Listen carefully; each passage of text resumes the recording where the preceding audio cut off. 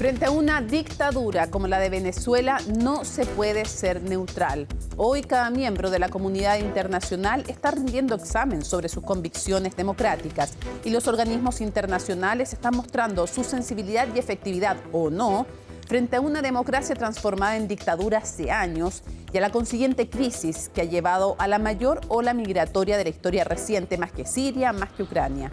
Nadie debiera mirar hacia el lado o centrarse exclusivamente en el fraude electoral. Es urgente hacer los máximos esfuerzos para garantizar que vuelva la democracia a Venezuela. ¿Cómo y quiénes pueden lograrlo? ¿Qué consecuencias tendría un fracaso? Lo analizaremos hoy, y también el estado de la competencia presidencial en Estados Unidos, donde la calidad de su democracia también está en juego. Acabamos de ser testigos a través de redes sociales de la represión con la detención de la opositora venezolana María Oropesa. No se puede negar lo evidente, aunque cierres los ojos.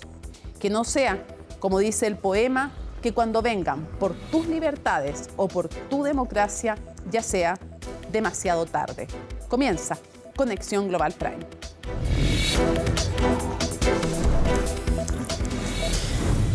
¿Qué ha ocurrido desde las elecciones con el fraude del 28 de julio hasta ahora? Nos lo cuenta en su nota Gabriel Palma.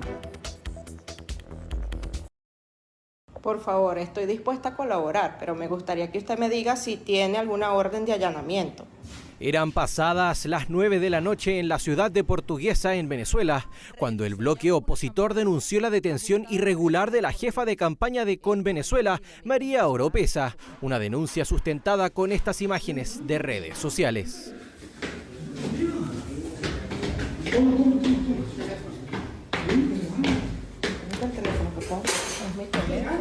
Escenas como esta se han repetido desde el pasado 28 de julio tras las elecciones en Venezuela, en las que el CNE declaró ganador a Maduro en dudosas circunstancias, situación que ha provocado protestas y que, según la ONG Foro Penal Venezolano, ha dejado a más de 1.100 personas detenidas. Solo pido justicia por nuestros hijos. Nuestros hijos no son ningunos guerrilleros, ni son ningunos delincuentes, ni son terroristas, ni los cargos que le acusan. Soy la madre de unos de ellos, y así como estoy yo en estos momentos, están muchos de ellos.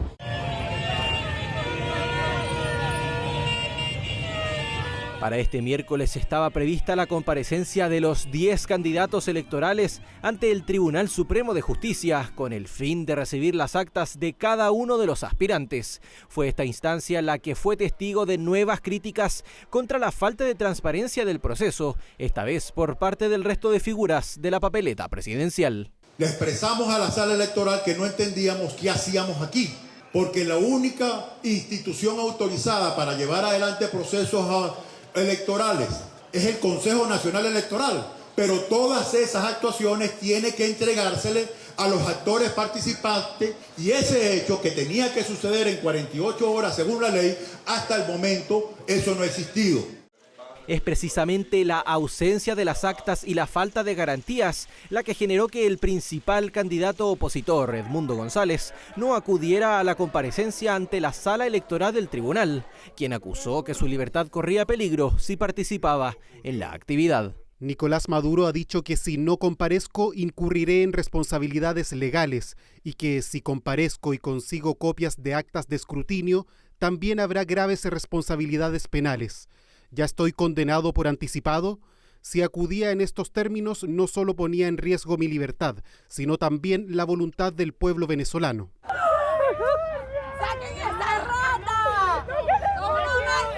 La controversia por los resultados traspasó hace días las fronteras venezolanas. La diáspora que ha huido del país ha organizado protestas en toda Latinoamérica y en algunas naciones europeas. En ese sentido, han sido varios los gobiernos de la región que han desconocido los resultados, pagando las consecuencias diplomáticas, como es el caso de Chile. Pero otros han ido más allá y no solo deslegitimaron el conteo, sino que reconocieron como presidente electo a Edmundo González Urrutia, tal como lo hizo Estados Unidos la semana pasada y Argentina este miércoles. La República Argentina concluye de manera inequívoca que el ganador indiscutido de la elección presidencial que tuvo lugar en Venezuela el 28 de julio es Edmundo González Urrutia.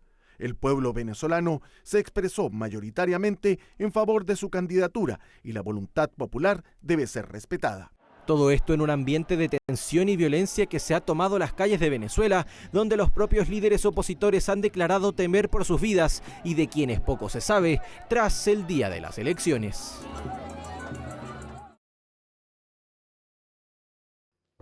Y vamos a conversar de inmediato desde Berlín. ¿Por qué es Berlín? Porque ahí está en el exilio, me refiero a Andrés Izarra, un testimonio invaluable porque él fue además ministro de distintas carteras durante los gobiernos de Chávez y también de Maduro. Muchísimas gracias por acompañarnos.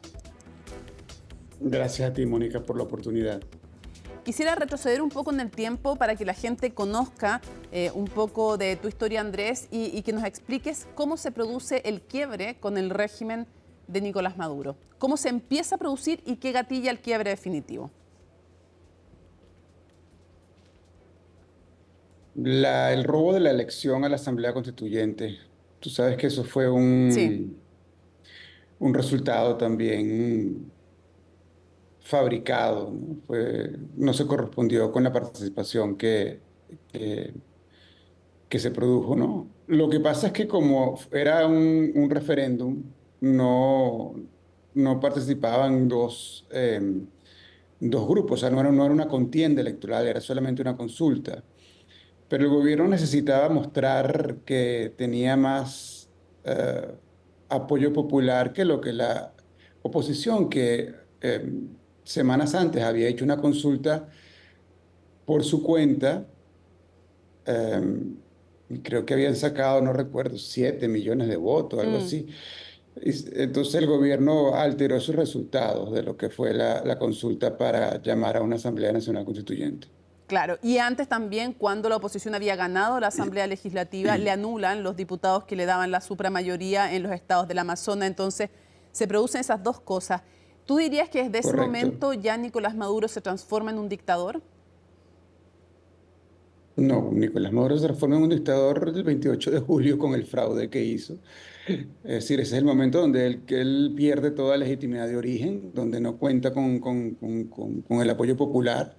Y no solamente eso, sino que cuenta con un repudio nacional, porque Edmundo González le sacó casi 40 puntos de ventaja. O sea, imagínate lo que es perder una elección por casi 40 puntos. Y por eso tenemos hoy en Venezuela un terrorismo de Estado, no puede llamarse de otra forma, en el esfuerzo por sustentar el golpe, por sustentar el fraude. Por eso hablamos de un autogolpe electoral, porque tiene su origen en un fraude electoral, pero se sustenta en la violencia desplegada por una facción de la Fuerza Armada. ¿Qué es lo que está ocurriendo? Yo no creo que se ha visto un nivel de violencia tan salvaje como desde el golpe de Pinochet.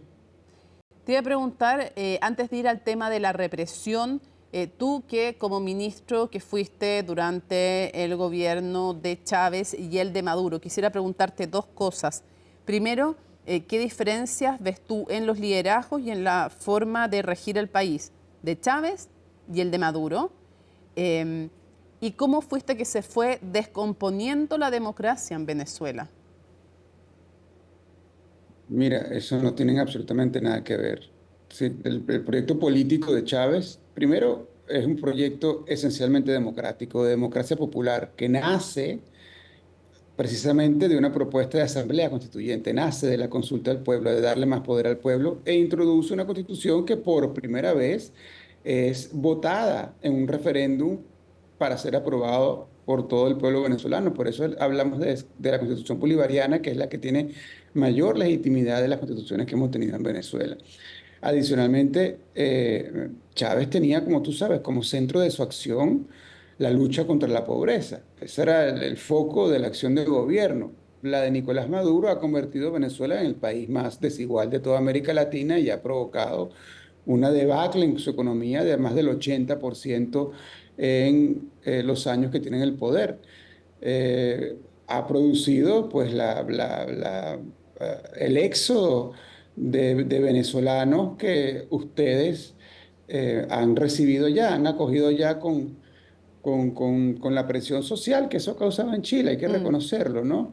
Y la presión social que causa en Colombia y que es una amenaza de que vuelva a ocurrir en caso de que esta dictadura de Nicolás Maduro logre afianzarse. Entonces son dos liderazgos muy distintos, dos proyectos políticos muy distintos. Yo por eso, mira, a mí se me ha cansado la voz por años tratando de explicar que el proyecto de Maduro, si bien tiene su origen en Chávez por una situación avenida con la muerte del presidente Chávez, no tiene nada que ver. Una cosa es el madurismo y su proyecto, y otra cosa es la revolución bolivariana, que son...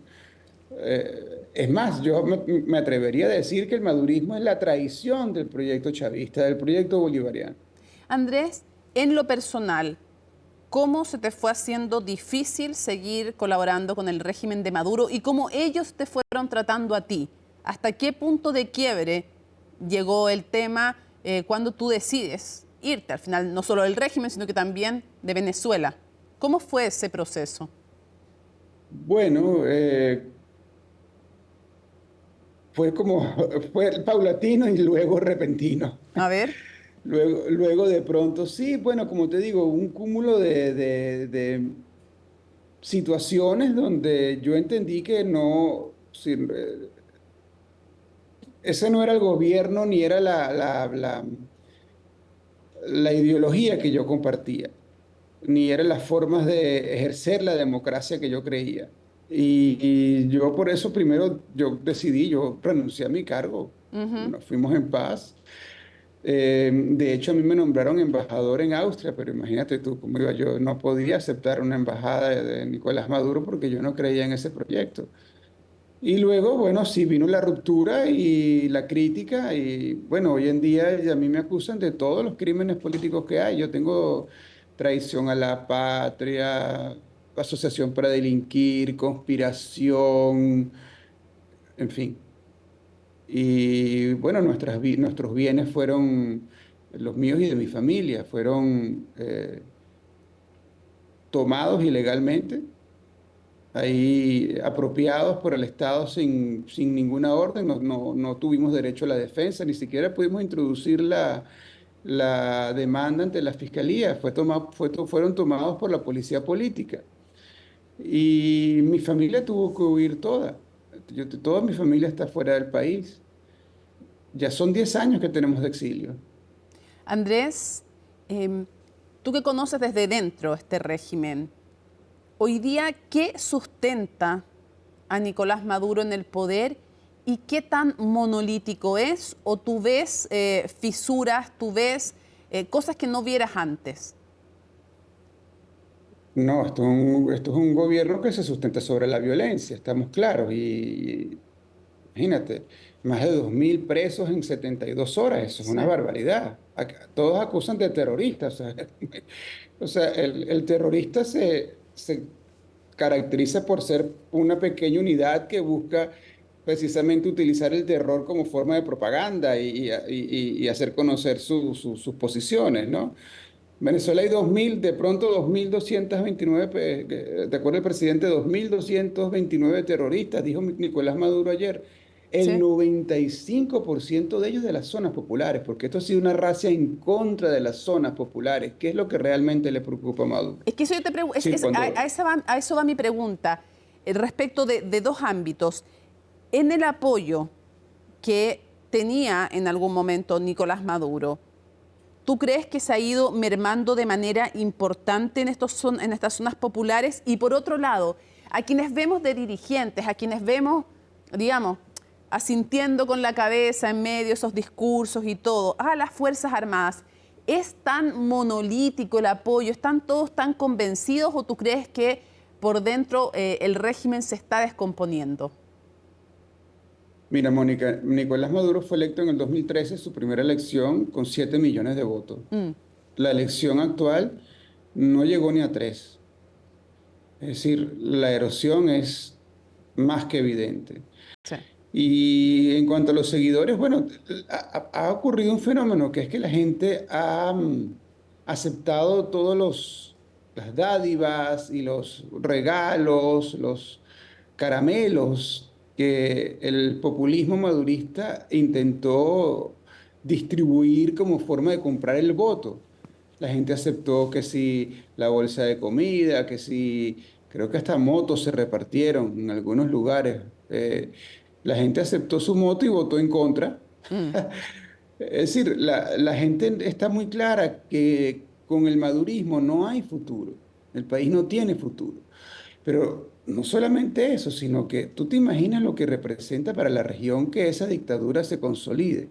No solamente por el tema migratorio, que obviamente es un problema para toda la región, sino por el precedente político que eso siembra. Porque el día de mañana, digamos, Bukele, alguien que también tiene tendencias autoritarias, puede decir lo mismo, el método Maduro. Y sobre la Fuerza Armada dice, no, yo aquí me impongo, desconozco la voluntad popular. Claro. En fin, eso es un precedente realmente peligroso, por eso celebramos la posición del presidente Boric, los demócratas del mundo, porque él desde un primer momento se negó a reconocer el acto espurio de proclamación y hasta que las actas no fueran comprobadas, es decir, hasta que la ley no venciera sus procedimientos para dar una proclamación, no se iba a reconocer André, al presidente electo en Venezuela. Sí. ¿Qué solución crees tú que puede haber para Venezuela? Digo, pensando en que tiene el apoyo de las Fuerzas Armadas Nicolás Maduro. ¿Qué puede hacer la comunidad internacional? ¿Qué tendría que hacer la oposición? ¿Tienen que negociar? ¿Qué crees tú que se puede hacer? Porque además la represión se ha ido incrementando. Vimos, de hecho, ayer casi en vivo los que estuvieran conectados, y si no, es ver lo que estaba pasando en ese momento, una vez más, pero ahora documentado de manera muy impresionante a través de las redes sociales, de una dirigente opositora, me refiero a María Oropesa. Entonces, en este contexto, te pregunto, ¿qué salida hay? ¿Deben sentarse a negociar? ¿Cómo se hace? Porque tiene el apoyo de las Fuerzas Armadas, a menos que tú me cuentes que crees que ahí hay divisiones al interior de las Fuerzas Armadas, pero si no, ¿qué salida crees tú que tiene? Yo no contaría que fuera a haber una división en la Fuerza Armada. Eso, yo no contaría con eso. Ya se hubiera producido. La Fuerza Armada está bajo el mismo terror que está toda la sociedad. Es bueno que eso quede claro. No crean que la Fuerza Armada es un cuerpo que está exento de todo lo que vive la sociedad venezolana bajo el madurismo. No. Recordemos que hay más de 300 oficiales presos. Hay varios oficiales que han muerto bajo tortura. Tenemos un mayor general que fue hecho preso por 5 años en aislamiento. Lo metieron en un hueco. Y salió gracias a las gestiones del presidente Zapatero, y también salió al exilio, el mayor general Rodríguez Torres. Es decir, yo no contaría con que la Fuerza Armada vaya a producir una ruptura y se vaya a rebelar contra la dictadura, no. La solución tiene que ser negociada, Mónica. Es decir, obviamente la oposición tiene que continuar reforzando su capacidad de movilización, tiene que continuar dando la batalla cultural, la batalla política, la batalla, ahora están dando la batalla cibernética, o digamos por telecomunicaciones, están publicando los teléfonos de la casta madurista en las redes sociales. Y bueno, hoy vi que el teléfono de Nicolás Maduro había entrado en el libro de Guinness como el teléfono que ha recibido más spam de la historia, gracias a la publicación de ese teléfono en las redes sociales. En fin, yo creo que aquí aplica, como llaman, la lucha por todos los métodos pacíficos, obviamente. Yo creo que ya se entra en una fase de resistencia pacífica estratégica, no sé, tipo Gandhi, tipo Sudáfrica, ¿no? Algo así, ¿no? Es decir, para mí es difícil decirlo porque yo no estoy en Venezuela. Y además es un poco como que grosero decirlo, ¿verdad? O sea, ponerme desde aquí como que dar recomendaciones. Yo no estoy en el terreno. Yo puedo hablar solo desde el análisis, ¿no? ¿Qué es lo que... los próximos pasos para continuar la presión sobre el régimen? Y de esa forma tratar de producir en quiebre. La comunidad internacional obviamente es muy importante. Ahora estamos viendo los esfuerzos de mediación de Brasil, México y Colombia. Y se va a hacer cada vez más importante, como te digo, porque el venezolano va a necesitar mucha solidaridad internacional. No solamente los que puedan salir a raíz de esta racia, sino los que están allá dando la pelea van a necesitar mucho apoyo desde afuera. no solamente apoyo moral y solidario, sino apoyo logístico de todo tipo para poder continuar la lucha. Andrés, para cerrar quisiera preguntarte algo que no es tan fácil, pero me parece importante preguntártelo. ¿Tú alguna vez te has arrepentido de haber sido parte del régimen de Maduro? Y por otro lado... Yo fui... Yo participé en gobiernos que fueron legítimamente electos siempre. Sobre todo, yo soy socialista y soy bolivariano. Y vuelvo, insisto, a la respuesta que te di anteriormente. El proyecto político que está hoy en el poder no tiene nada que ver con Chávez. Aunque haya nacido de Chávez, aunque ellos se hagan de la imagen de Chávez, se disfracen de eso no es sino una máscara. Ese proyecto no tiene nada que ver con el proyecto bolivariano. ¿Y tú has sentido miedo? A ver, porque tú dices, yo me fui cuando sentí que esa traición se había consumado, me fui. ¿Has sentido miedo desde entonces? Incluso ahora fuera de Venezuela. No, yo siento mucha indignación, mucha rabia y mucha responsabilidad por tratar de ayudar en lo que yo pueda por superar este accidente, esta tragedia que el madurismo le ha traído al país. En eso sí yo siento un gran compromiso, pero arrepentimiento nunca, porque te digo, yo fui parte de gobierno legítimamente electo, que obedecían a un proyecto político definido y apoyado en la Constitución venezolana. Y por lo mismo cierro preguntándote, ¿qué te pasa y qué les diría a quienes hoy día, no desde la izquierda en general, porque ya vemos que personas de izquierda como el presidente Gabriel Boric han sido, tú lo dices, súper claros en condenar a Maduro, pero ¿qué te pasa cuando ves, por ejemplo, al Partido Comunista Chileno o a la presidenta Honduras o no sé, el presidente de Bolivia, por ejemplo, que desde la izquierda siguen respaldando a Maduro? ¿Qué te pasa ahí? Y bueno, para cerrar, ¿qué reflexionarías? Mónica, esa es una izquierda que en muchos casos, el presidente Correa, Juan Carlos Monedero, esa es una izquierda que tiene en muchos casos con Maduro intereses crematísticos, como tú sabes. Correa funge como asesor de Nicolás Maduro y cobra por eso. Juan Carlos Monedero funge como asesor comunicacional de una institución venezolana y cobra por eso.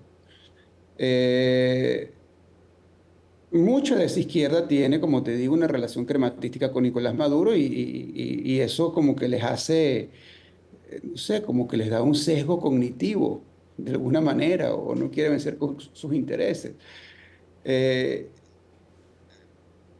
Pues un gobierno que desdice de todos los principios más elementales que tiene alguien que viene de la izquierda, que es la defensa de los derechos humanos. No hay nadie que pueda llamarse de izquierda que no defienda los derechos humanos.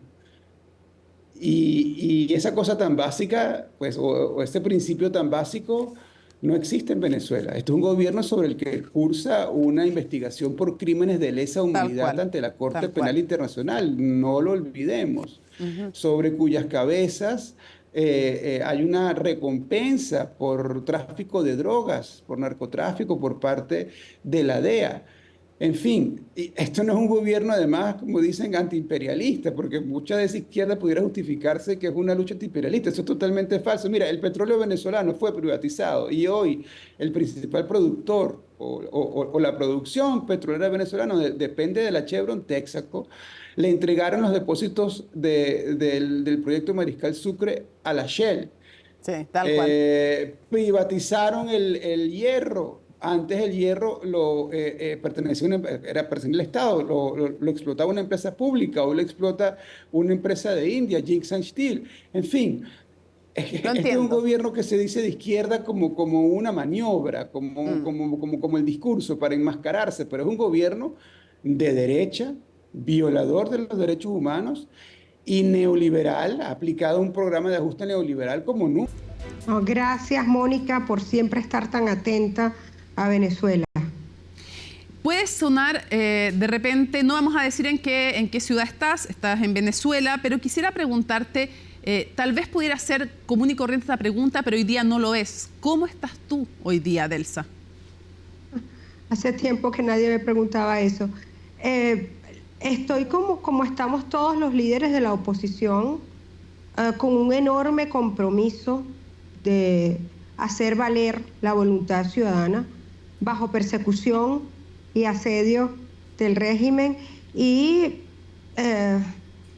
enfrentando a una dictadura criminal que hoy tiene 2.000 prisioneros políticos adicionales a los 300 que ya había antes del 28 de julio, con enfrentamientos del Estado en la calle contra la ciudadanía, con una fuerte represión en medio de una anulación masiva de pasaportes para evitar que la gente pueda salir del país.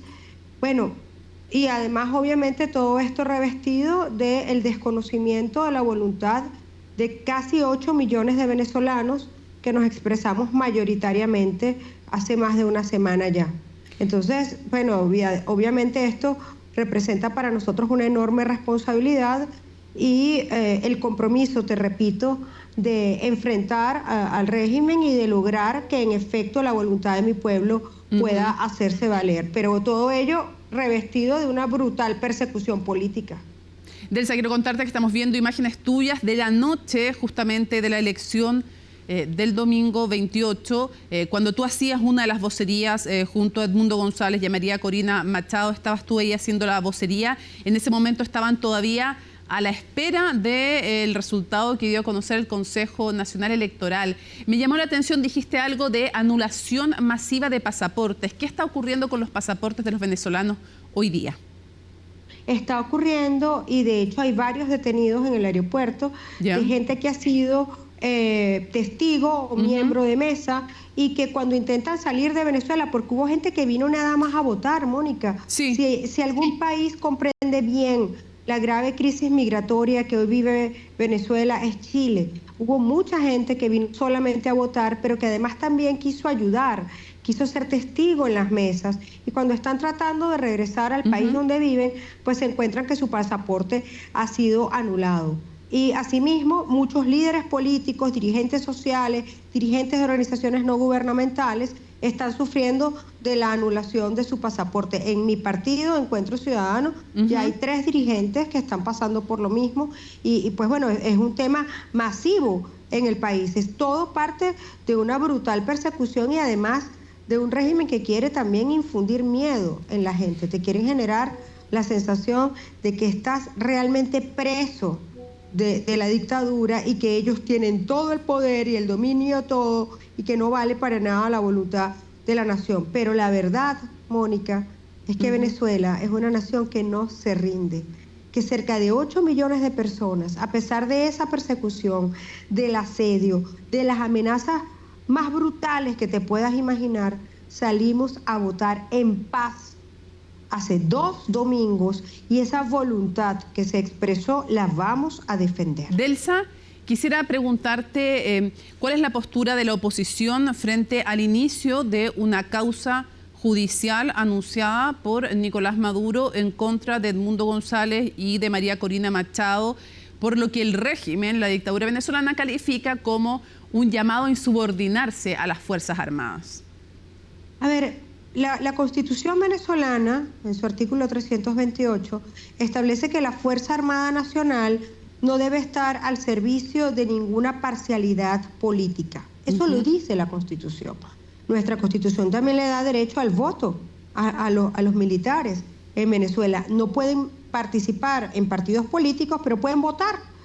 Lo único que han hecho María Corina y Edmundo es llamar a la Fuerza Armada para que cumpla con su deber, que es no estar en favor de ninguna parcialidad política, sino por el contrario, ponerse del lado de una nación y dejar de encarcelar, de reprimir y de asesinar.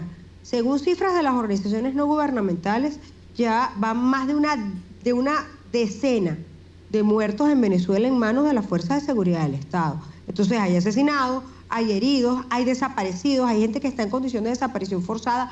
Hoy uno de los dirigentes más importantes de la alianza, que es Freddy Superlano, del Partido Voluntad Popular, todavía está desaparecido. ¿No saben dónde está? No sabemos dónde está, Mónica.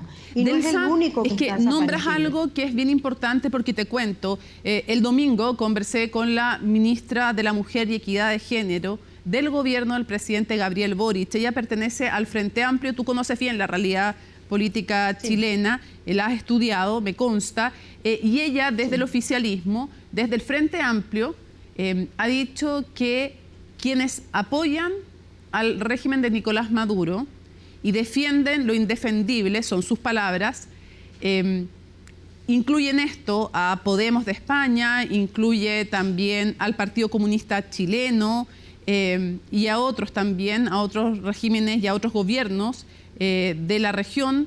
Ella dice, se van a poner muy rojos cuando se abra el helicoide, que es esta cárcel donde hay detención, tortura, en Caracas. ¿Qué te parecen estas palabras de la ministra de la Mujer y Equidad de Género? A ver, yo tengo que agradecerle profundamente al presidente Boric, que aun cuando tú sabes bien que no pertenecemos a la misma familia ideológica en lo más mínimo, yo soy de centro derecha y tú lo sabes, y el presidente Boric es socialista, yo tengo que reconocerle al presidente el apoyo. O sea, frente amplista, porque los socialistas son los de la concertación, pero entiendo el punto, él es de izquierda y tú eres de centro derecha. Exacto. Él ha tenido una posición rotunda, firme, en defensa de los derechos humanos en mi país, así como lo ha hecho su gobierno. Y eso es un punto que a mucha gente en el mundo lo tiene gratamente sorprendido. Y eso no habla más que del ejercicio de la democracia, que además una dictadura no puede tener color político, no hay dictaduras buenas o dictaduras malas, las dictaduras son malas.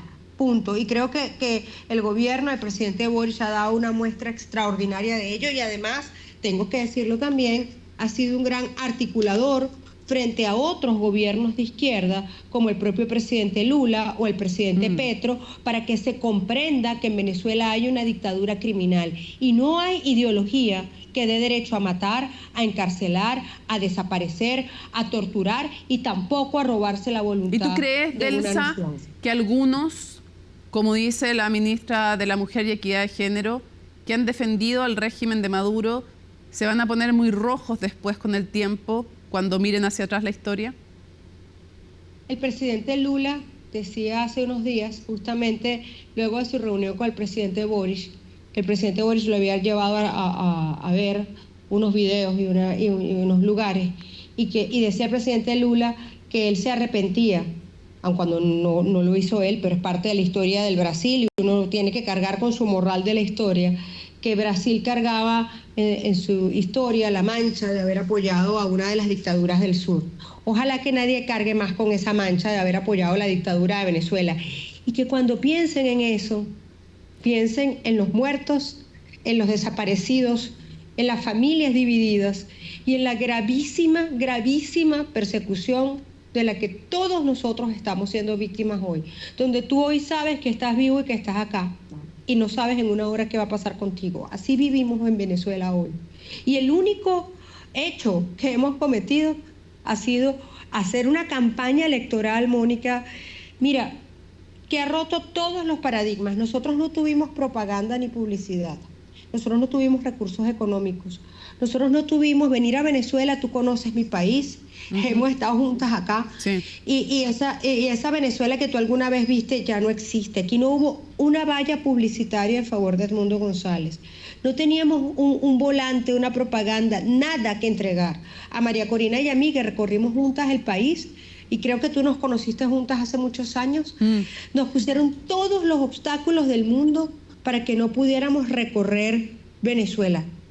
Hoy podemos decir que esa campaña que superó todos los obstáculos, hoy sigue superando obstáculos, y hoy el obstáculo más grande que tenemos que superar, y lo vamos a hacer, es que se reconozca la voluntad de mi nación. Delsa, todos los países tienen derecho a autodeterminarse y Venezuela ya lo hizo. ¿Estarían dispuestos como oposición a negociar, a una negociación entre Edmundo González y Nicolás Maduro? Algunos plantean que la idea de esa negociación de algunos países es que no estuviera María Corina Machado en la mesa, sino que fuera directo entre Edmundo González y Nicolás Maduro. ¿Están dispuestos a negociar con Maduro y están dispuestos a negociar en esas condiciones? No, No, nosotros queremos una negociación para establecer un mecanismo de transición, no una negociación para que se quede Maduro. Las condiciones de una negociación se acuerdan y Chile tiene mucha experiencia en ello. Yo conocí Chile estudiando transiciones políticas. Así empecé a ir a Chile hace 20 años y tengo grandes amigos allá que se han convertido en mi familia y parte de mi familia vive en Chile. Nosotros queremos hacer una negociación para que haya una transición, pero los términos de la negociación los tenemos que acordar. Así como ninguna de las partes tiene derecho al veto de los representantes de la parte contraria. Para nosotros, evidentemente, Edmundo González fue nuestro candidato, es la persona que ganó las elecciones, es nuestro presidente electo, pero María Corina Machado hoy representa una parte fundamental del liderazgo de las fuerzas democráticas. Ella tiene una legitimidad que se la ha dado la gente y que para nosotros eso es incuestionable y no es negociable. O sea, ¿no van a aceptar vetos de quienes se sentaran eventualmente a negociar? No. Así como nosotros no tenemos potestad para vetar a la parte contraria. Mira, en el proceso de diálogo de Barbados, sentaron en la mesa nada más y nada menos que a la esposa de una de las personas que estaba, bueno, que de hecho se le levantaron las sanciones y ahora está en libertad, etcétera, y personas con las que nosotros jamás nos hubiéramos sentado a conversar en condiciones normales. Bueno, mi partido no es parte de ese proceso, pero los que son parte de ese proceso. Entiendo. Entonces, la verdad es que nosotros no podemos vetar a la contraparte, pero la contraparte tampoco tiene derecho a vetarnos a nosotros. ¿Estarían dispuestos ustedes a que se repitieran las elecciones en Venezuela, obviamente con otras condiciones, o eso no les parece aceptable? Es que eso no está planteado. A ver, en este momento lo que está planteado es que hay un resultado de una elección. Que nosotros hemos mostrado las actas, se las hemos entregado al mundo. Todo el mundo puede ver las actas. Ahí están los resultados, ahí están las pruebas, mientras que el régimen ha ocultado los resultados. Es como que anotaron en un papel, en una servilleta, un resultado y fue el que lo anunciaron al mundo sin ninguna prueba. Nosotros, de hecho, hemos pedido que se haga auditoría internacional a nuestras actas. Porque son auténticas, porque ahí están para que todo el mundo las vea, las audite, etcétera. De hecho, ya hay gente haciendo auditorías de las actas y ya hay informes que dicen que se evidencia la autenticidad de las mismas. Nosotros tenemos que hacer valer la voluntad del pueblo, la voluntad de la nación que ya se expresó. Delsa, para ir cerrando un par de cosas, ¿qué valor le asignan al hecho que el Centro Carter, que era una de las dos instituciones más relevantes que habían sido aceptadas por el propio régimen de Nicolás Maduro para no ser veedores exactamente porque no tenían el acceso a todo, ellos mismos lo dijeron, haya dicho primero que no ven ninguna evidencia de hackeo y segundo que las elecciones no pueden calificarse como democráticas? ¿Qué valor le dan a que el Centro Carter haya dicho esto? Mira, un valor extraordinario, Mónica. De hecho, te comento que, como tú sabes y como lo dijiste al principio, yo fui designada por Edmundo González como su testigo principal ante el Consejo Nacional Electoral y nunca me dejaron entrar. En alguna de las ruedas de prensa que tú transmitiste deben estar las imágenes de la denuncia, ¿no? Sí. Entonces nosotros, para poder resolver las incidencias que se presentaron durante el día, nos comunicamos con el Centro Carter y con el panel de expertos de la ONU, ¿no? Y nos reunimos en varias oportunidades con ellos desde el día viernes, cuando todo el proceso comenzó con la instalación de las mesas de votación. E incluso en varias de las reuniones, en algún momento, yo sabía que ellos venían de hablar con el gobierno y que el gobierno estaba convenciéndolos de que ellos tenían razón, de que estaban haciendo las cosas bien, etcétera. Yo puedo dar fe de que ellos observaron todo el proceso. Y hay un tema muy particular de la más reciente entrevista que dio el Centro Carter, donde ellos señalaban que durante su último recorrido, como yo había denunciado que no querían entregarle las actas a los testigos, eso se logró gracias a ellos y al panel de expertos de la ONU, a ellas les habían entregado copia de las actas. Yo no sé qué actas tiene el Centro Carter, pero me encantaría saberlo para que puedan ver que las actas que ellas tienen son idénticas a las que nosotros tenemos cargadas en la página web. Son pruebas fehacientes de lo que ocurrió en Venezuela. Y hoy el mundo democrático, el mundo que respeta la voluntad de la ciudadanía, sabe que en Venezuela ganó Edmundo González Urrutia. Cierro preguntándote cuál es el llamado que le hace la oposición venezolana a la comunidad internacional, pero también en el interior a los venezolanos. ¿Es a movilizarse? ¿Es a los venezolanos? ¿Y qué le piden en estas horas tan cruciales a la comunidad internacional? Bueno, en primer término, la comunidad internacional, caramba, no nos pueden dejar solos. Yo sé que esto es un tema de los venezolanos y que hay que respetar la autodeterminación de los pueblos, pero el problema está en que mi pueblo ya se autodeterminó y no nos dejan expresarnos libremente. A quienes queremos defender la voluntad de la ciudadanía nos amenazan, nos matan, nos encarcelan o nos desaparecen. Y la voluntad de mi nación hoy está siendo burlada.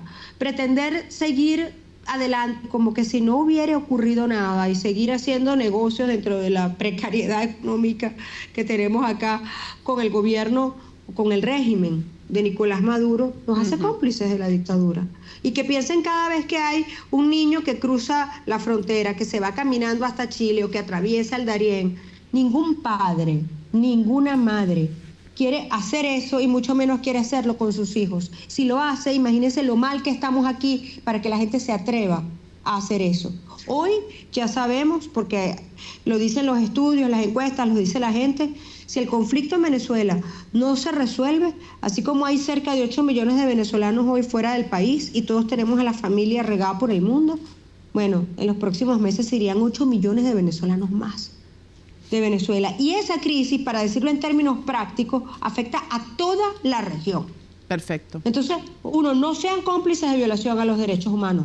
Y dos, entiendan que este es un problema que no se queda dentro de la frontera venezolana. Y a los venezolanos que están acá, no se rindan, nosotros no lo vamos a hacer. Hoy hay un liderazgo al frente de las fuerzas democráticas en el que el país ha confiado y en lo personal lo agradezco profundamente. De verdad, con todo el corazón. Somos personas que no nos vendemos, que no nos rendimos y que bajo ninguna circunstancia vamos a vulnerar la decisión de un pueblo que ya se expresó. Delsa Solórzano, una de las principales líderes opositoras desde Venezuela, en conversación exclusiva con Conexión Global Prime de CNN Chile. Muchísimas gracias, Delsa. Gracias eternamente, Mónica, y por tu comprensión y paciencia también. Gracias. Un abrazo. Nos vamos a la pausa y al regreso vamos a estar analizando qué pasa en la carrera presidencial norteamericana y la designación del candidato a vicepresidente por parte de Kamala Harris.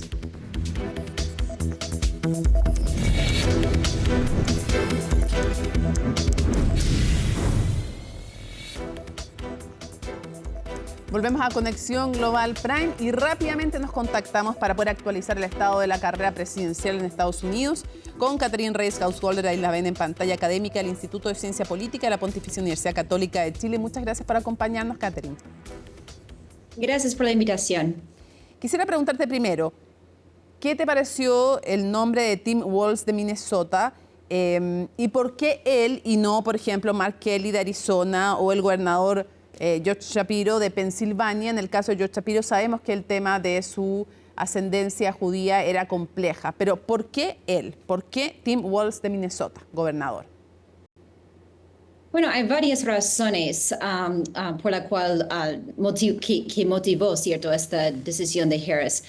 Primero que nada, habían esos 3 finalistas y según los reportajes de algunos diarios, cualquier de los candidatos iba a ayudarle de manera similar. Entonces se mostraba en algunas encuestas internas del Partido Demócrata que Harris, de hecho, podría derrotarle a Trump independiente de cuál candidato vicepresidencial tendría. Entonces, pero sí hay una estrategia electoral importante aquí, porque Walz, cierto, es un gobernador del estado de Minnesota. Y si bien ese estado no es tan clave, está cerca de otros estados que son claves para el Partido Demócrata para ganar. Tienen que ganar Wisconsin, Michigan y Pennsylvania, que se llaman esos 3 estados el muro azul para los demócratas. Entonces, él viene de Minnesota, es poco conocido, pero es de un pueblo chico, Y se dice que él puede tener una conexión fuerte con votantes rurales como él. También tiene una trayectoria que complementa la trayectoria de Harris. Era profesor de colegio, era miembro después del ejército, congresista, después gobernador. Y Harris, como sabemos, era abogada, ¿cierto? Fiscal de distrito de San Francisco, después fiscal general del estado de California y después senadora también. Entonces, ella buscaba también a alguien que podría complementar sus propias experiencias de la vida y políticas. Sí. ¿Qué te parece un candidato de un perfil o tipo de liderazgo como más conectado con la gente? Parece que él habla bastante como más sencillo.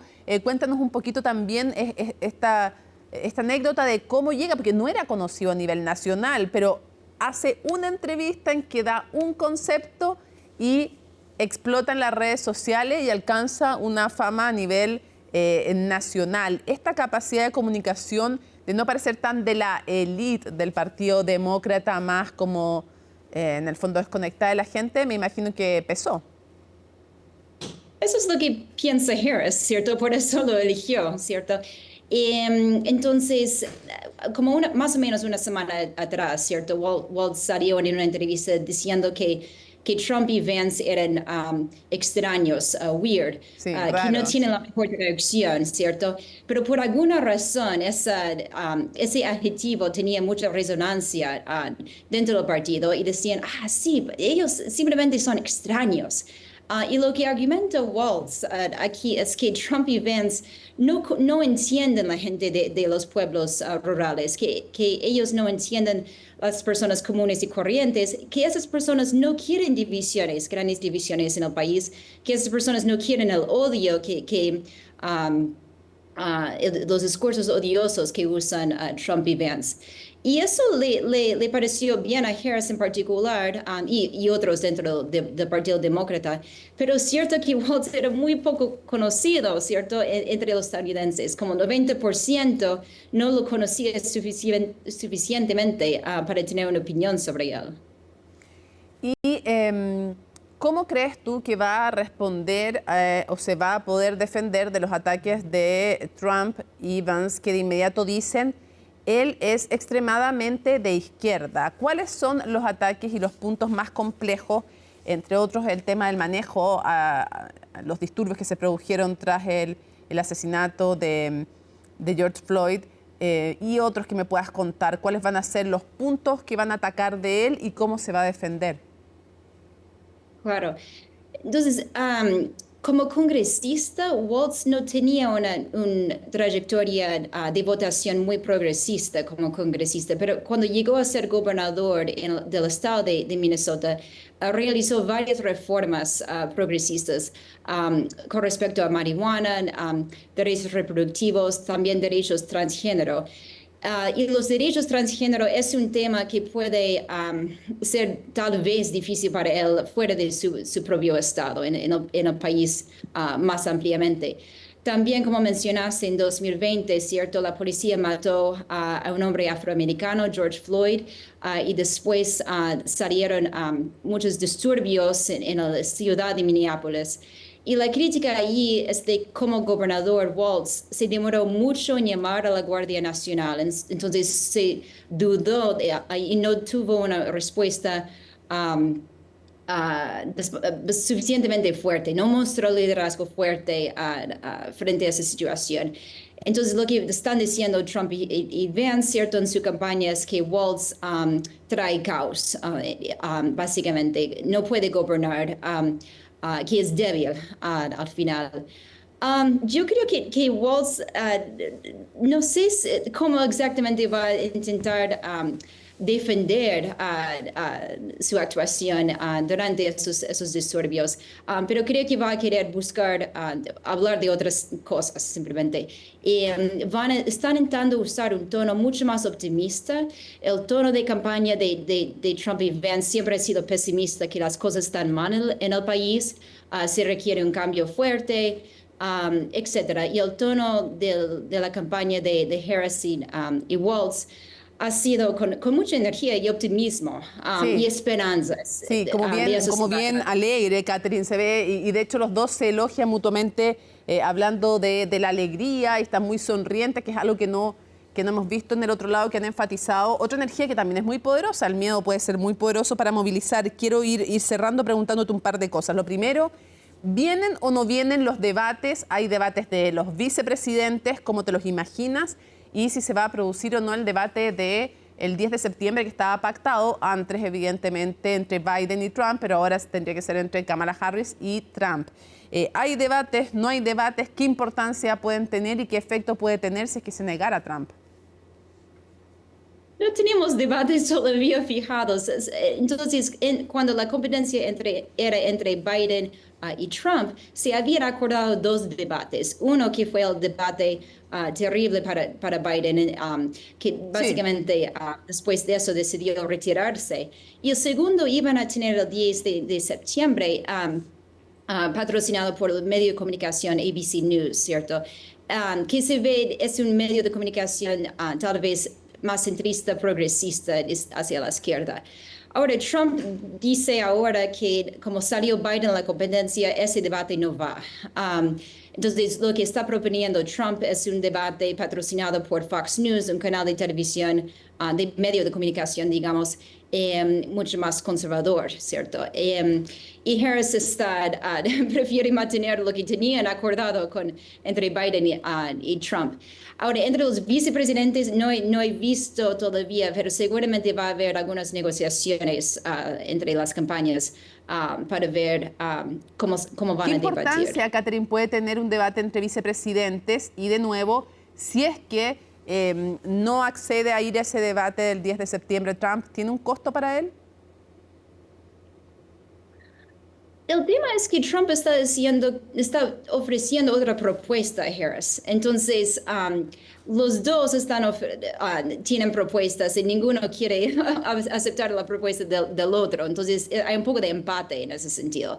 Es cierto que se había acordado esto de ABC News antes, ¿cierto? Y eso de Fox News es algo nuevo que está proponiendo Trump. Y entre vicepresidentes, todavía es muy difícil saber cuánto podrían influir. Me imagino que se podría producir tal vez más efectos negativos de dichos de J.D. Vance, que ha salido con varios dichos polémicos, extraños, como dicen Waltz. Y le ha ido mal en las encuestas últimamente, J.D. Vance en particular. Y vemos movimiento en las encuestas, menos favorabilidad hacia él, menos favorabilidad también hacia Trump y un poco más de favorabilidad para Harris. Y no he visto nada de Waltz todavía porque no han salido encuestas sobre su candidatura. Sí. Podría tener un impacto. Ahora me dudo decir que no van a tener un impacto los debates presidenciales, porque la sabiduría sí dice que sabiduría convencional dice que no importan, pero vimos el último debate presidencial cambió completamente la campaña. Fue clave. Entonces, para cerrar, sabemos que están los estados bisagra, que no son ni demócratas ni republicanos, sino que pueden ser para cualquiera. Este año son, al parecer, Wisconsin, Michigan, Nevada, Arizona, Georgia, Carolina del Norte y Pensilvania. Solamente un comentario breve para cerrar. Obvio que se van a centrar las dos campañas en estos 7 estados claves, pero te pregunto, con la entrada de Kamala Harris, ¿esta es una carrera que se reabrió, que no es carrera ganada para Trump? Si me habría preguntado eso 2 semanas atrás, habría dicho, no sé, pero ahora vemos movimiento en las encuestas 2 semanas después con la candidatura de Harris y vemos tendencias en las encuestas agregadas que le ha ido mejor, ¿cierto?, a Harris que le iba a Biden. En el sur, por ejemplo, en el estado de Georgia, la población afroamericana parece más entusiasmada ahora con la candidatura de Harris en particular. Más mujeres están más interesadas y minorías raciales van a ser fundamentales si Harris puede ganar. Perfecto. Catherine Reyes, Householder, muchísimas gracias por habernos ayudado a actualizar y analizar los últimos hechos de la campaña presidencial de Estados Unidos. Muchas gracias. Termina Conexión Global Prime. Nos vemos el próximo miércoles para analizar justamente lo que ocurre más allá de nuestras fronteras.